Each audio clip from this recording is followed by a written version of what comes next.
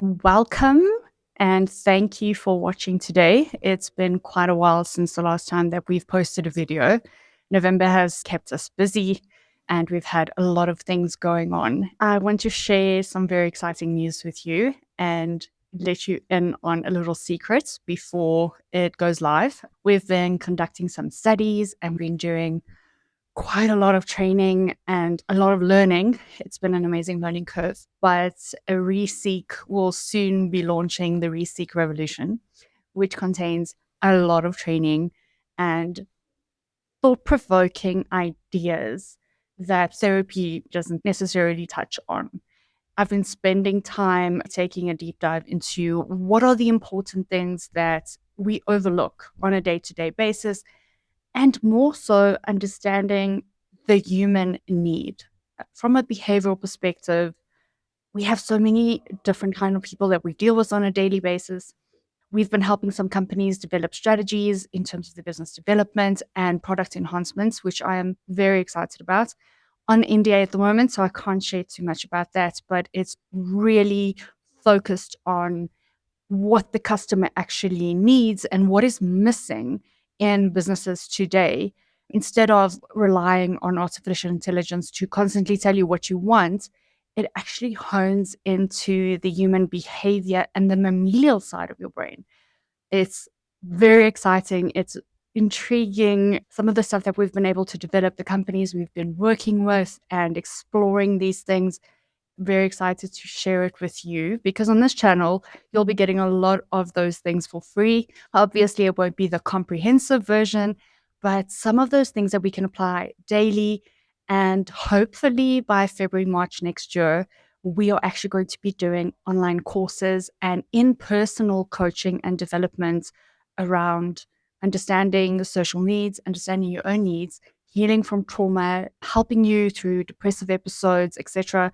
There's a lot we've been doing, and thus I've been quite AWOL, and I apologize for it, but I promise you it's going to be so worth it. And the content that is to follow is for educational purposes, and I want to make sure that you understand this is by no means any psychological things that you can find when you go to a therapist. This is something from a personal perspective, from a learning and just an educational side of human behavior and what we can take throughout our daily life. We are going to be talking about human behavior and the things we've developed around human behavior and understanding how to deal with people, specifically if you are a neurodivergent, if you are a person that's healing from trauma, if you are a person with a different personality type, and more so to understand yourself and maybe get the characteristics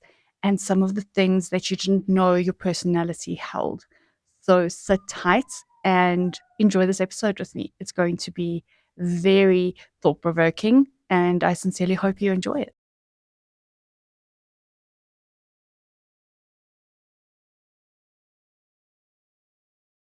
The thought I want to start off today with is, if you don't understand yourself and you don't know what your needs are, and when I talk about needs, I'm not talking about your survival needs. I'm not talking about your daily, I need to eat, I need to drink, I need to do different things. I specifically want to talk about the emotional need. And in human behavior, what we'll be looking at today is understanding that there are 6 different types of people that we deal with on a day-to-day basis, whether it be in the office, in your friend group, whether it be just randomly meeting strangers at a networking event.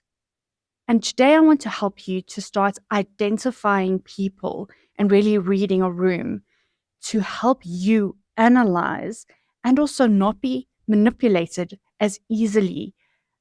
If you can, it is thought provoking if you understand how simple it is and how crucial observation and listening are when it comes to honing these skills. Even when we were developing some of the strategic outlooks for some of the corporate companies we're doing business with at the moment, everything was centered around human behavior. It does make a difference. And the first thing I want you to think about when we go into this material is observe. Observation is key. There's a reason that exists. There's a reason our eyes are better than any camera or any other technology out there with its processing speed to our brain. Identify where you fall. In these 6 descriptions, very likely 2 of these would fit your personality profile profoundly. We'll be looking at the following: significance, acceptance, approval, intelligence, pity, and strength. Those are the characteristics we'll be discussing in depth today. I'm going to start off with the significance personality type that you might encounter. A significance person needs to be perceived in a certain way. They want to feel significance. Those would be brand named clothes, super tight fitting. They want to be admired. They want to feel important. And they want people around them to see how significant and different they are.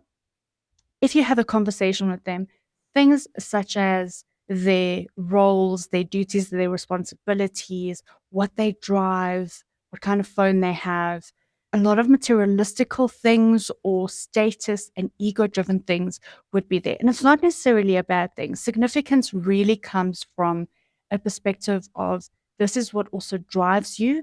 And generally, people that are significance driven are also those people that excel at work because they do aspire to the next level. So there are different varieties in different areas, and none of these behaviors should be looked at as a completely negative or completely positive thing because there's always an in between and there's always a scale of where this belongs. What you need to understand when dealing with a significance person is if you want to have the conversation and really connect with them, do business with this type of person, or even live with someone, whether it be a friendship, a relationship, or a family member, is to understand what are the things that help them communicate with you. And if you look at them through this lens, it's going to be easy to communicate with them around things without seeing them as arrogant, egotistical, or seeing them as image orientated, because there is a deeper meaning and a very deep drive within someone that is significance driven. We look at the personality type of acceptance. These are people that you deal with that are very fond of memberships or teams. They would refer to many things as we have gone on a great holiday, we spent so much time together, we have this great team at work. It's about belonging and being accepted in a group and in a certain tribe. This personality type is a very team orientated person and often are the people that really have the need to be accepted, to be liked, and people please big on acceptance and just wanting to belong and wanting to be part of a certain culture, a certain family, or whichever the case might be.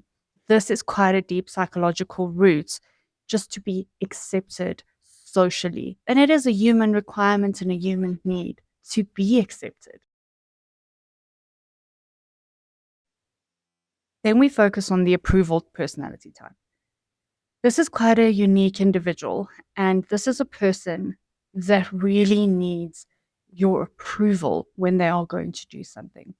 Very often, no matter how hard they work, no matter how secure they feel in what they've done, they will always want your approval first.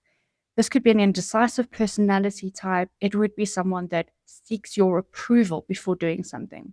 So typically, if you go out with a group of friends, the person that says, even though they are a knockout and they look absolutely amazing, are you sure I look okay in this? Does this color, isn't it too tight? Are you sure this is good? That is your typical approval seeking personality type. Even in events or in a corporate environment or friend environment, it's generally the person in your group that would feel they need the approval of the group before they do something. So if they start dating someone, it's going to be the person that wants approval from their friends or the acceptance that they think it's a good match or a good person before they take that next step. In a work environment, they would generally think of something, develop something, but won't pitch it unless there's a consensus of we can approve that this is a good thing.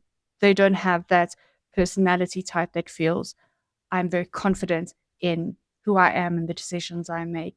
And often this is a person as a child that would have been told that they have done things wrong. Why can't they think? They were always seeking approval of their parents or from someone in their friend group. So it's generally the person that is softer and not as outspoken and out there.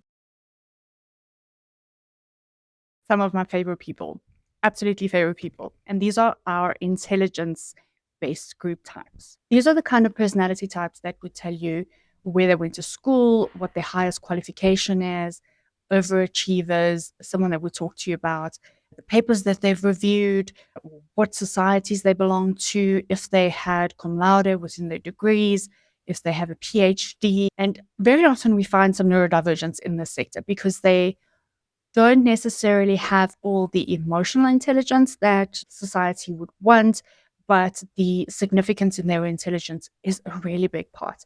And these are some of the best people to speak to because they have a wealth of knowledge. If you have the ability to look past your own judgments and your own frame of mind, to think that this person feels they are more superior or they think they know it all, generally they do have a lot of information that you can learn from them. And often we find highly intellectual people either arrogant or just not easy to speak to, or we have our own preconceived notions of what these people should look like. And if you understand the personality type and once you understand what you can get from them and how you should interact, it's one of the most fruitful, amazing experiences that you'll have. And what you can gain from it is just exceptional because they have so much to offer.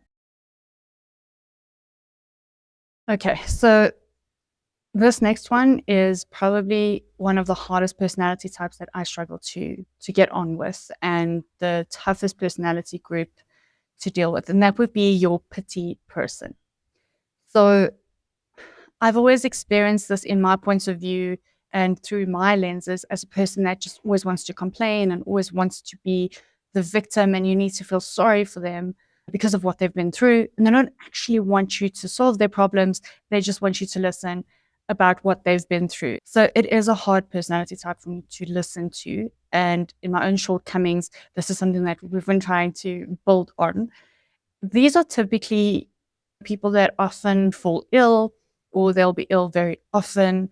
The first chance they get, they will be telling you about their childhoods or about an experience they had. It's always going to come up, and very often the conversations will be very much centered around hardships and what people have been through, blaming reasons why they are the way they are because of people in their past, in their lives. For me, this is challenging because often I feel you can go through things. We all go through stuff, and it's almost like you want to say, you know what, just get over it. And it's a difficult type of personality group to deal with. If you know a petty person or you see a petty personality type in life, in business, in personal relationships, it's crucial for you to understand what effect it's going to have on your life. Because these people can be quite draining. They can really take a lot out of you because you're trying to pass on positivity, trying to pass on growth and advice. It's not needed yet, guys. So be careful with this personality type. And I'm not saying don't care about people or don't support people that have been through struggles. It's just recognize when this is a personality type and when it's not just a isolated incident. Just be careful with this personality type. I've had personal experience where the petty person is definitely a draining factor for me because I want to enlighten and be positive, and advice should be given. This would be like negative conversations all the time and rehashing, and it's always someone else's fault. So this is like the only caution flag that I raise around a person that needs pity. And if your personality can handle it, absolutely great to be there for them and just to give them an ear because they do need someone to listen. And if you are a person that, and when you realize you do rely on pity as a communication style, as a social need, there are really so many resources out there. Specifically, if you feel you've realized you are this person, you want to grow, it's not something you want to be focused on. There are amazing therapists out there. It's so much information that's available, support groups, and people that just support each other. Is help out there. If you recognize this personality trait and you do want to break out of that scope. So it's also positive. It's not necessarily always just a negative aspect. Then you're going to meet the strength personality type. So generally, this would be a person that puffs up, they have the posture, they would speak about how intimidating they are, how strong they are, how they're not scared of someone, the people they know, the people that they are involved with. Yeah, so it's generally someone that comes across through strengths and they don't necessarily show weakness. It's again, there are positives and negatives to the personality type. Strength orientated people are generally those that have gone through a lot, and because of that they are very strong. And it's also very hard to connect with this personality type because of how strong they are, and vulnerability is not something that would come easily. However, if you do come close to a strength person, it can be an amazing, resilient type of relationship that you can have, to learn from them on how to be resilient, how to overcome certain things, what they've learned in life. So there is a lot of positivity in this personality group. Just be careful that this personality is not an overbearing personality to your own personality type.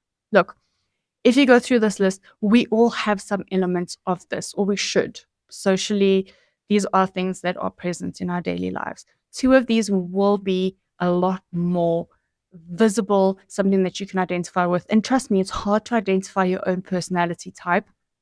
And because a lot of this sounds negative, you could feel like, no, I'm not this. I don't want pity, or I'm not a strong person.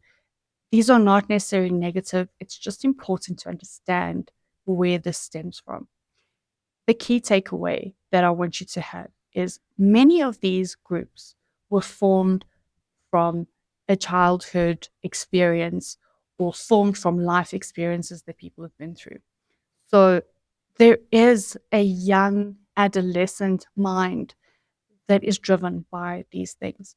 So it is the root of where certain behaviors develop and stem from in our lives. So once you understand that inner need, it does give you area in your life where you can develop skills, or where you can get help, or find out what these things are that you can work on to develop yourself further.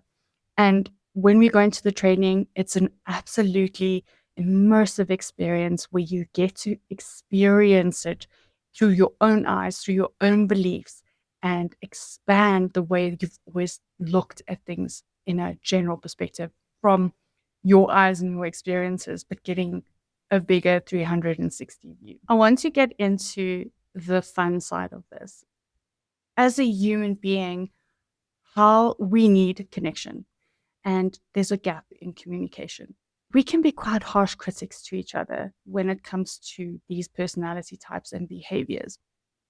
When you approach someone, when you observe certain things, because it's going to come from your eyes, because the eyes definitely are the key to your soul. When you go through the lens of understanding what personality type they are, you will definitely find empathy because of what someone has been through and what created the personality type. Empathy is so crucial when it comes to human behavior, and it's also equally crucial when it comes to warning signs about the people that you allow in your life. So, November was the pinnacle in South Africa against gender based violence, and the protest that happened, it was silent, but in many, many ways, we often miss significant signs that we felt, but we didn't know how to identify, and how easily we are manipulated into situations. When I say we, I'm not talking female specific, I'm talking as a human. If someone can identify your weakness or can identify your personality type or the behavior that you show, it's very easy to be manipulated based on those weaknesses and literally just speaking to the things that are important to you. That's why development and doing additional training, reading is so amazing because there's always room for growth. There's no point in our lives that we know enough, have been through enough that we can say, it's okay, I know everything. Something that's really special is if you understand your own personality type. It's crucial that you can also identify moments when your weakness is taking over and where it's influencing your decisions, your behavior, the way that you perceive things. And that's where support comes in. And again, training, reading, and I'm not saying necessarily you have to pay for things. There are many free resources out there. There are many amazing books that you can read. Guys, take on a mentor. And when I say mentor, I'm not talking about seek out a mentor. You can find free of charge on the internet so many people that have wealth of knowledge. You can take someone's 50 years of experience in one specific arena and learn from them by listening to a 2 or 3 hour podcast. Think about it. Everything they've learned, the highlights, you take the 80-20 rule, and I'm going to explain this to you. If you learn a new language, as an example, and you know 20% of that language, do you think you'll be able to communicate effectively? And I want you to think about it. Do you think you'll be able to communicate if you only know 20% of a language? The answer is yes.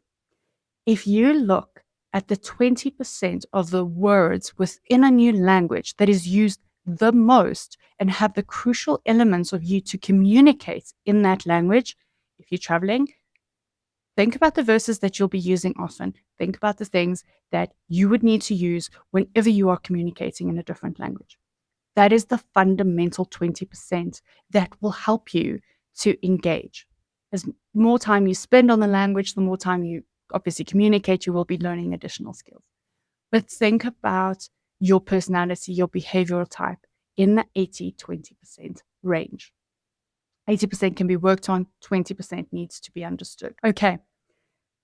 Fun things. With the Ree-Seek Revolution, we are offering quite a few entry-level training courses, and it goes into some of these kick-ass elements, such as understanding human behavior, understanding facial expressions, and learning to read subtle signs.